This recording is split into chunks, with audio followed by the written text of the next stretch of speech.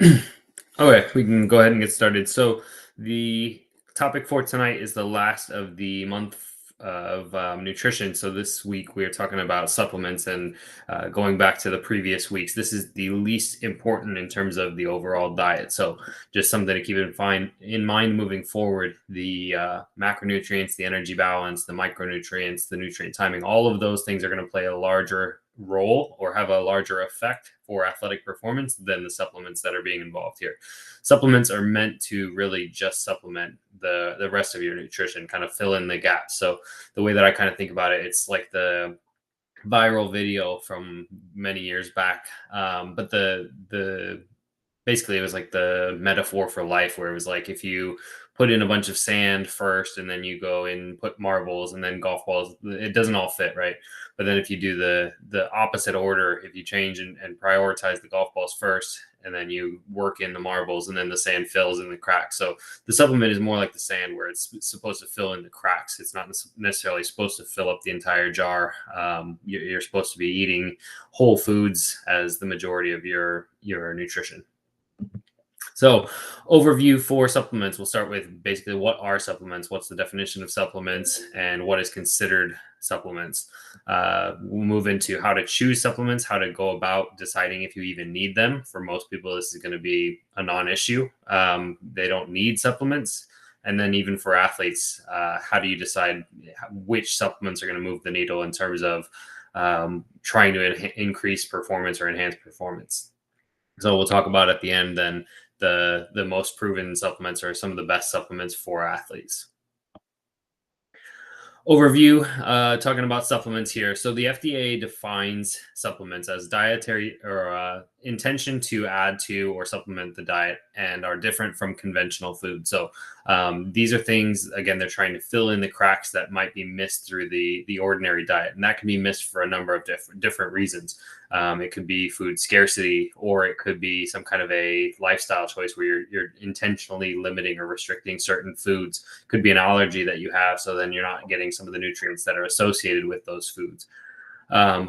So then some of the common vitamins, some of the common supplements that are listed by the FDA are vitamins, minerals, botanicals or herbs, botanical compounds, amino acids, and live microbials. And you can see examples of each of these on the right. We don't need to get into all of them, but just some examples of supplements. So for example, if somebody is really vitamin deficient, they're eating a typical American diet where they're just not getting a lot of nutrients in, they're not getting a lot of vitamins, it would be helpful to supplement with a multivitamin. Whereas somebody who has a specific deficiency, let's say they go get their blood work done and they're vitamin D deficient and they know that they need to take a vitamin D supplement, then they can take that specific vitamin as a supplement. So any of these can be used for any number of reasons or different use cases, but we'll get into some of the reasons why somebody should kind of use an educated decision making process. So the first and the most obvious one is blood work. And if you go get your blood tested, you should be able to get a full panel where it's telling you all of your different vitamin levels, and then things that might be deficient either because of your diet or because of something that might be going on as a medical condition. So something like celiac disease, for example, they are limited in the foods that they can eat. So their lifestyle is what's going to dictate their vitamin availability. So they're probably going to need some kind of a multivitamin, probably also going to need to supplement with some kind of a mineral supplement. So that could be iron, could be magnesium, whatever it might be.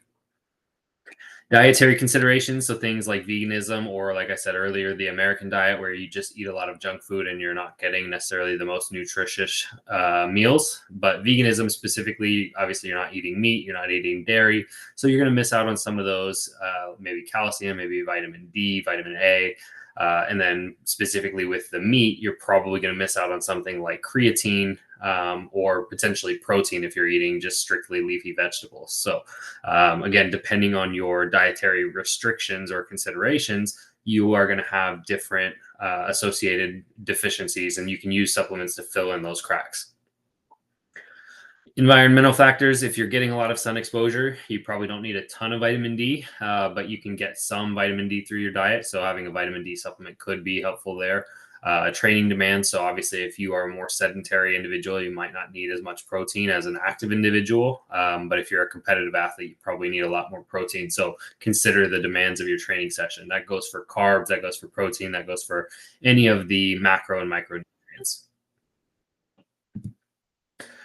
Individual factors, age is definitely going to play a big role, especially when you look at bone health. Bone mineral density is an important thing when you start to age. So osteoporosis starts to set in. You might need either calcium supplement or a vitamin D supplement. And you might also need to start talking about training protocols trying to increase that bone mineral density or that bone strength.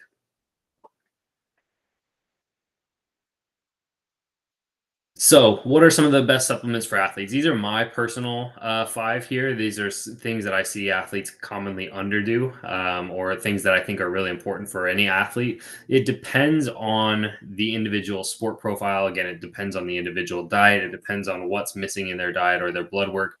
It depends on their medical condition. It depends on a number of things. It's hard to make a blanket prescription that everybody should be taking this one supplement. But that being said, most athletes probably can utilize these supplements as a safe performance enhancement or as part of a more nutritious diet. So, first thing I put in all caps: carbohydrate. I think athletes have been shown in the literature to be very low in carbohydrate. They underutilize carbs. We talked about this back in the macronutrients topic a few weeks ago.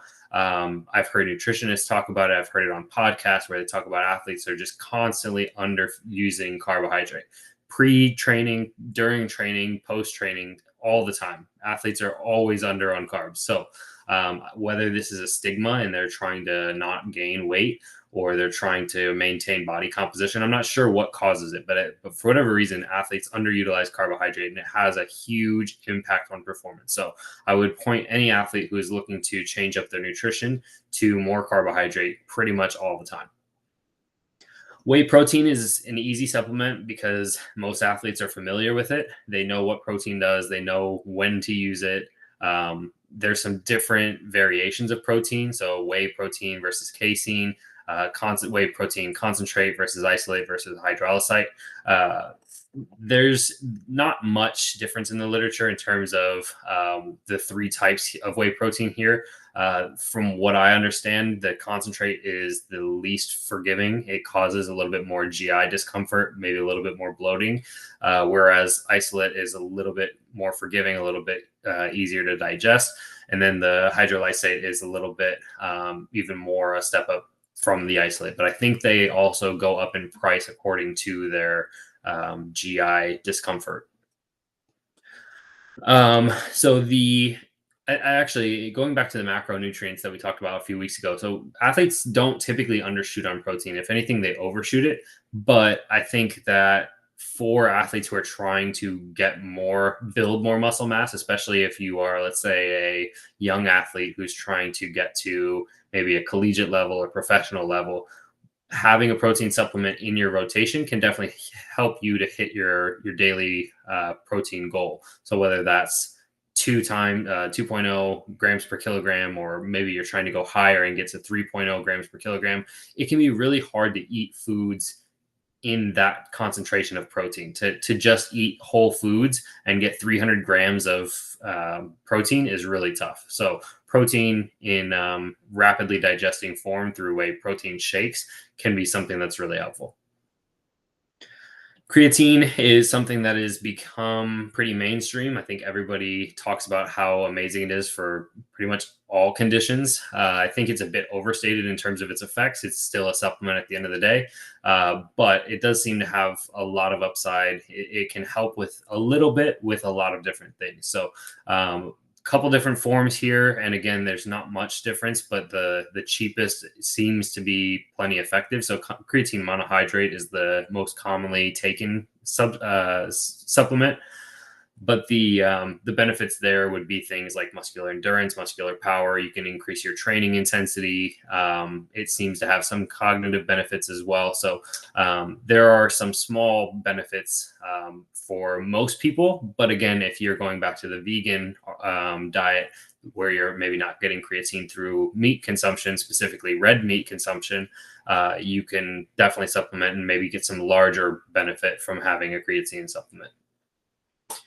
Caffeine is one of my personal favorites. I use it every day. I don't know if I'm an addict, maybe I am, but the consumption of caffeine throughout the day is one thing, but the way that athletes should be utilizing supplements is slightly different. So I drink coffee pretty much every day.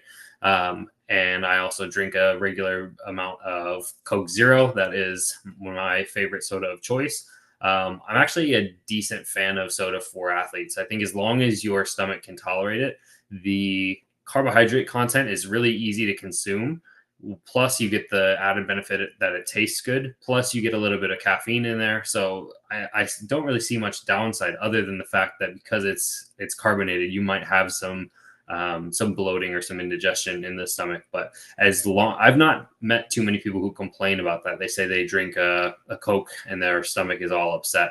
But it is one potential concern. So there are other obviously caffeine sources. So energy drinks are popular, especially with young athletes. For whatever reason, they think they need it.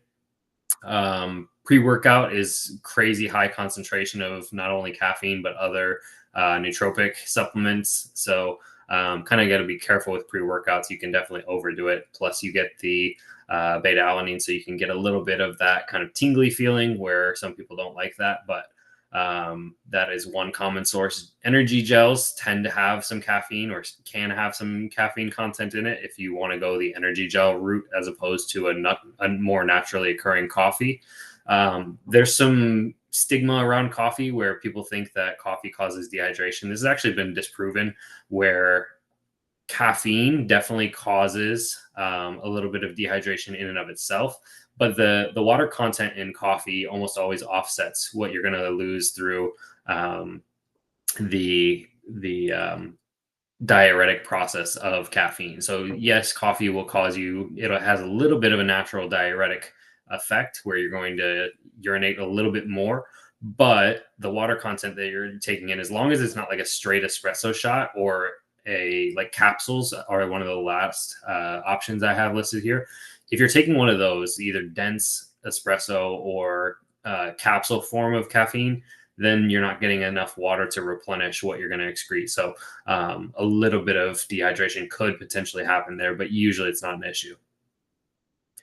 And then lastly, I have on here multivitamin. I think this one's probably the most underrated of the supplements for athletes. I think in terms of, again, importance for me would be energy balance. So making sure you're getting enough calories for athletes specifically. They're probably underdoing it. And specifically within the macronutrients, that next stage in the muscle and nutrition pyramid from Eric Helms.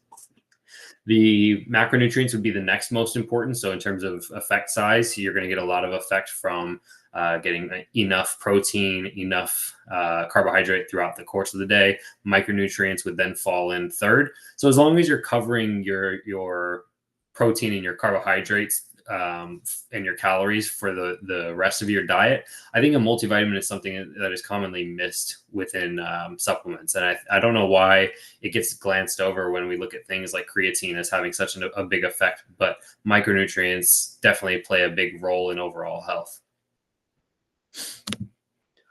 So for the literature review for this week, there's a lot of really good information on supplements. And again, this kind of points out the, I guess, inverse, what would you say, inverse amount of information that's out there relative to its importance. There's not as much emphasis on macronutrients or energy balance or even micronutrients for that matter. There's a lot of information out there on supplements. And I think that there's something sexy about supplements where everybody wants to go spend their money on it. And they think it's this thing that's going to change their life, when in reality, eating more protein or eating more carbs is probably going to have a bigger effect than whatever supplement they're taking. So it's kind of funny, but that being said, there is really good information that's out there on supplements. So the first resource I would point people to would be the Australian Institute of Sport. They're actually redoing their website, and I just saw that they had a different name up there, but this is the title I'm familiar with. So AIS, the Sports Supplement Framework. So they point out basically the legality of the supplement first, the safety of the supplement or the regulation of the supplement, And then lastly, is there evidence to actually support its use within sport? Does it actually do what it says it's trying to do? So really good. And they categorize it into tiers. So they give them, I think it's like letter grades, A, B, C, D, and F. But basically, it just tells you which supplements have really high evidence for it working, and they're really safe to use. So there's a lot of overlap with the ones that I chose. I think caffeine is on there. I think protein is on there, and I think creatine is also on there. Then the second one I would point people to is the MDPI publication. So this is actually a research paper. I believe it was a narrative review, but it was the top 5 can't miss sport supplements. Again, there was just their take on obviously evidence backed, but it's their opinion on what are some of the most important supplements for athletes.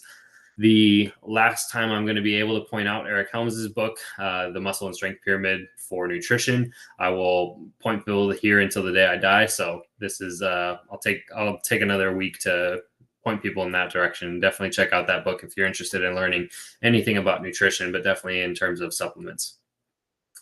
For media, the RP Hypertrophy has a YouTube video, The Best Supplements for Muscle Growth and Health. This is a pretty good video. It talks about basically the supplements that he thinks are effective, but then he also uses science to kind of support his argument for which supplements are necessary and which are maybe overstated. There's another video if you're interested in RP hypertrophy stuff where he says the biggest waste of money or the worst supplements for wasting money.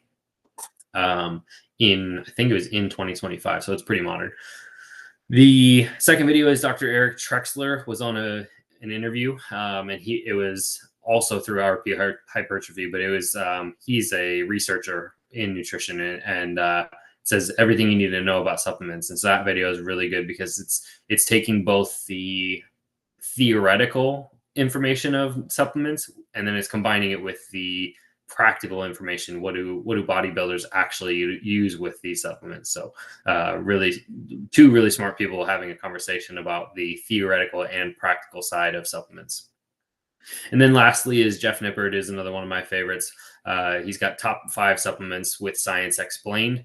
And so he's using different research publications to basically justify 5 supplements that he really likes. For the publication review for this week. So the paper here was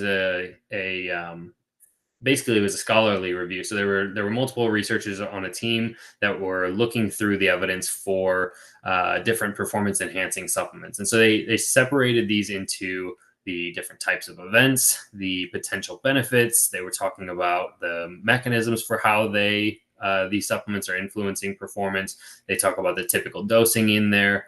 And then they categorized each of these supplements into established, equivocal, or developing tiers. And so basically it was kind of questionable, good, and then great supplements. So the established is what would be considered to be the best.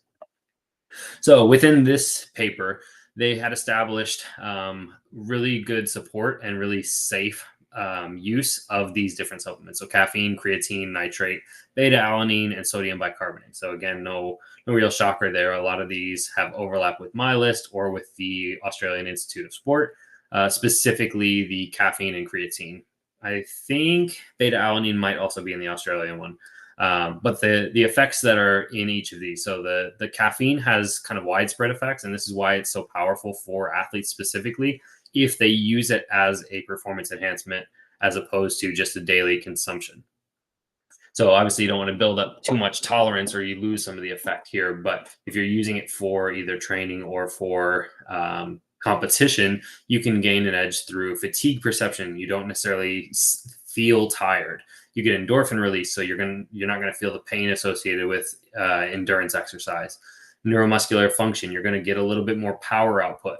Your alertness, so in terms of reading the game, if you're in a team sport, you're going to be a little bit more sharp, and you're going to make calculations a little bit faster. So it's got widespread effect, and this is well documented.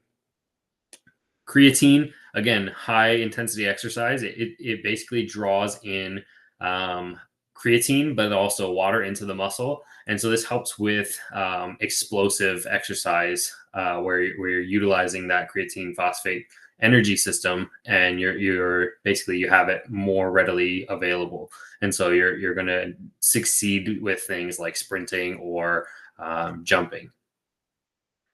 It can also help with lean mass, which then is associated with increases in strength and power. But this is achieved through your training. So creatine, you have to basically build up a base of. You can't just take it once and have the effect. But if you take it regularly, you can start to see these training adaptations. Is where you start to get it. You can train harder, and then your body adapts to this harder training, and then you're building the lean mass on top of that. So that's how your performance is actually improved. The nitrate is something that's been well documented. This has been shown to, or at least theoretically, what it's doing is it's increasing blood flow to the muscle, as it's increasing circulation to the muscle, which then gives better concentration of oxygen, which then helps with metabolic processes of the muscle. So then it's increasing the energy efficiency. This is helpful for multiple different sports, but specifically within I've seen it used most commonly in max effort things, whether that's powerlifting or whether that is um, sprinting, or I've seen it used in American football, but to me it makes less sense. But I suppose it still has some benefit. But I think then some of these other some of these other supplements are definitely more geared toward short sprints, where if you're doing something like a soccer match, maybe it makes less sense. So beta-alanine, for example, helps with max effort tolerance. And typically what this is you're doing maybe it's a lactate effort. So you're doing maybe let's say a 2 minute or like an 800-meter sprint. If you are doing it max effort, max intensity, you build up that burn, that what most people would call lactate. But in reality, that burning perception is actually hydrogen in the muscle, and so the concentration of hydrogen actually makes your muscles acidic, which is then what creates that burning sensation. So this helps to basically regulate that hydrogen acidity, and so then you don't get as much of that burn. Same effect happens with sodium bicarbonate, but it's been shown to, for whatever reason, the chemical compound helps more with short sprints as opposed to long sprints. So whereas beta alanine would be applicable for anybody doing something, let's say a 200-meter up to, or probably a 400-meter up to like a 1 mile event, the sodium bicarbonate is probably more geared toward like a 200 to 400-meter runner, but probably not as relevant for the 1 mile or maybe even a 5K. Equivocal research exists to support the following supplements. So sodium citrate is one. And so there's some evidence that suggests it helps with short sprint performance. This basically acts the same exact way as sodium bicarbonate. It's just a different chemical that will basically mitigate the hydrogen acidity in high intensity exercise. Phosphates have been shown to improve cardiac efficiency, but there's limited evidence. So the basically the pathway or the mechanism for how it works has been documented, but then in terms of practical benefit and what it transfers to in athletic performance is a little bit more scarce. So there's questionable evidence whether or not phosphates help with athletic performance, but the way that it would achieve it would be cardiac efficiency and oxygen transport. So to me, that makes more sense for endurance exercise, something like maybe a soccer match, or maybe a long distance run cross country, marathon, things along those lines. Carnitine, this is typically taken as a precursor, so something like L-carnitine, and basically what it does is it builds up stores of carnitine in the muscle, and then the body metabolizes it slightly different. So you're using more fat stores, you're burning more fat instead of breaking down your body's glycogen in the muscle. And so if you're using less glycogen, then your muscles can stay fresh a little bit longer, and you can utilize fat as a little bit more of your substrate preference. So this would be, again, something good for endurance, this isn't really going to have much effect on something like a sprint because you're not really going to deplete glycogen stores in a sprint. So, uh, sports that are longer than I would say 60 minutes is probably going to benefit more here. And then there's some developing research around the following supplements, but these are more, I guess the paper calls them supplements, but to me these are more, I would call these nutrients. Things like tart cherries, where they're actually eating tart cherries as opposed to tart cherry juice or tart cherry extract. The polyphenols help with the inflammation and mediating the inflammation in the body. But there's, again, this is kind of a questionable area of research that's only now emerging, where do we actually want to manage the inflammation that is occurring secondary to training? So if the inflammation is what's creating adaptation and you're creating muscle hypertrophy, or strength, do you really want to mediate that effect? There's skepticism over whether or not that's true. And then so for the, I'm going to butcher this name, but N-acetylcysteine, the fatigue resistance effect. So this is a compound that's found, I believe, in antioxidants, and there's different types of foods that are rich with it. But essentially, you're creating fatigue resistance through the anti-inflammatory processes. So again, there's not great evidence to support its use, but there is some that kind of emerging evidence that would suggest that the consumption of this compound would help with endurance exercise. And then lastly, flavonoids. The example they gave here was blackcurrant extract, which specifically the flavonoid would be quercetin, but this has a similar effect as the anthocyanin in the tart cherries, where it's potentially anti-inflammatory, but what does that actually do in terms of the adaptations that we're seeking? So maybe it's good, maybe it's not. Hard to say with the current evidence.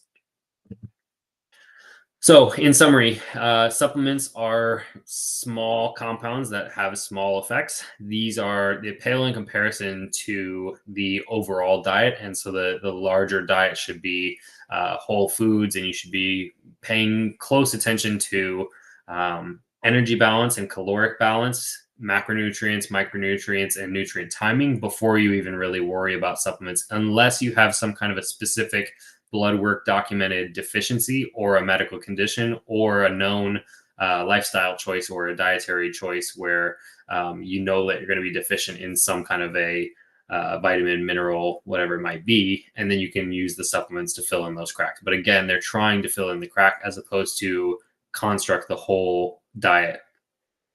How to choose them, starting with blood work would be a good, safe kind of stepping stone, and then from there your doctor can help you identify areas that you might be deficient in, and then you can go from there in terms of adding things in, or even just giving suggestions for foods that are rich in whatever you might be deficient in. And then making sure that they are legal, safe. You can utilize the website that I listed, the Australian Institute for Sport. They will talk about what is safe, what is legal, and what is regulated by the different institutions. Some of the best supplements for athletes include caffeine, creatine, protein, and, as I would argue, multivitamin and carbohydrate. So pick your poison with any of those, but if you are considering any of them, definitely check out your blood work and then consider the demands of your individual lifestyle. That will do it for this week, and next week we'll be moving away from nutrition and into hydration.